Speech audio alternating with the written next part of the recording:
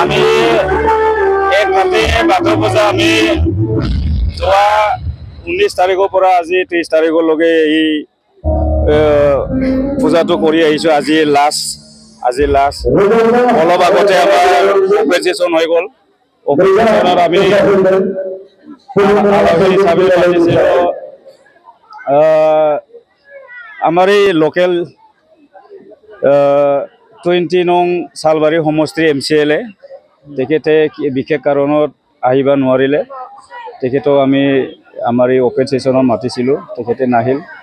তাৰপিছত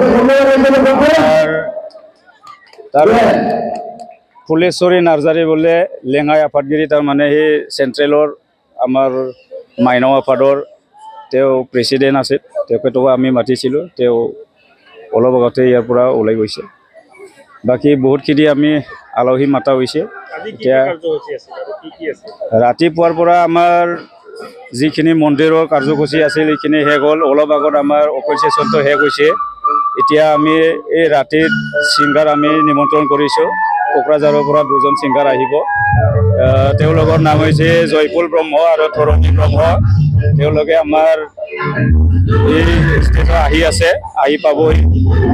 আৰু আজি সন্ধিয়া আলহী এজন মাতিছোঁ, কি নাম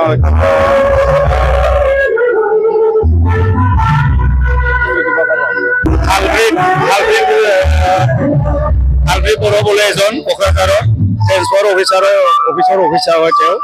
আমাৰ এই ৰাতিখন আমি আলহী হিচাপে মাতিছোঁ, তেওঁ আহিছে। অলপ পিছতে আমি আমাৰ ষ্টেচনত নিমন্ত্ৰণ কৰিম। কিন্তু আজিৰ পৰা আৰু কাৰ্যসূচী শেষ।